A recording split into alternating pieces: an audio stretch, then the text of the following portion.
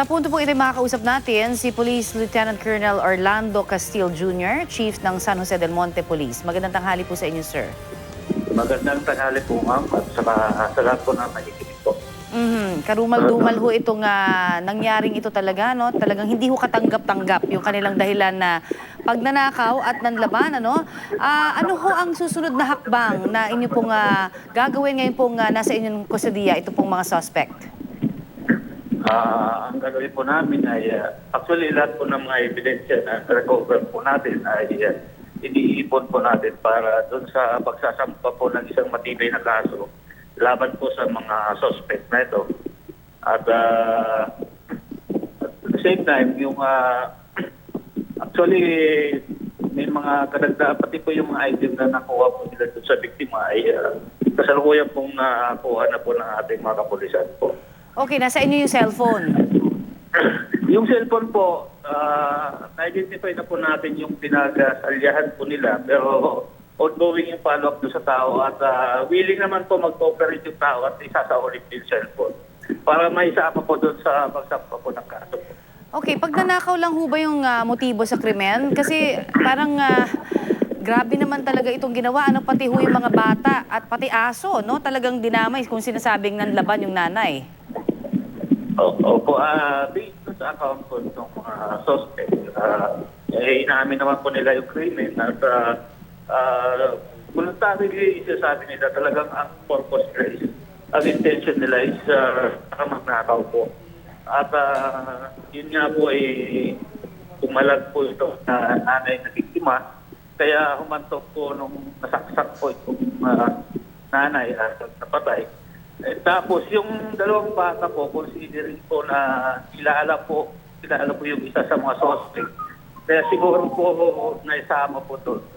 Yung aso naman po ay maingay, according sa kanila, talagang napakaingay nung gabing yun. Kaya isinama din po doon sa suspect. Meron din ho bang information kung sila ho ay gumamit ng illegal na droga sa paggagawa nitong krimen na karumal-dumal na ito? Actually, nung kinakausap lang natin is voluntarily din po nabanggit nila na bago sila pumunta doon sa bahay po ng biktima ay gumamit muna sila ng illegal droga. At sila ay nag-inuman, lako din sa halak. Kaya ganun na lang po ang lakas sa loob nila na. So, patong-patong po ang kakaharapin nilang mga kaso dito, ano? Pero ngayon ho ba, sir, may mga information na tayo? Ano na ho ang lagay naman ng padre de pamilya ho ng mga biktima? We understand na single mom itong nanay. In touch pa ba kayo doon sa tatay po ng mga anak po nitong single mother?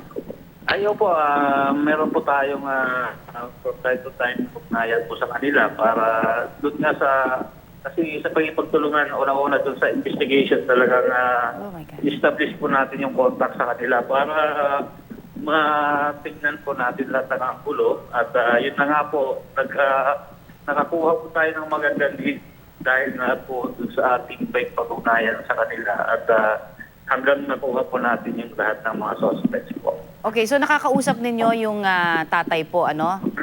Apo. So, nandito lang ho siya, no? Nandito lang sa Pilipinas din, sir? Opo, nandito po yung tatay at saka yung nanay naman po ay actually kagabi supposed to be susunduin nila sa airport. Kaya nga po at kinukontak siya nung maghapon hanggang kasi maghapon siya kinukontak tapos hindi siya sumasagot. Ang ginawa po ng ng kapatid at saka ibang kamag-anak is pinuntahan na po siya doon sa bahay. Kaya only to find out na itong mga biktima pala ay doon na po sa yung state po ng kanilang bangkay is bloated na. Apparently, patay sila na ng mga several hours po. So, linawin ko lang po, ang susunduin sa airport yung padre de pamilya? Ganun po ba? Yung nanay po, yung nanay. Yung nanay. Okay. Opo. So, ano ho ang reaksyon ng ama nitong pong mag-iina? Kamusta na po siya?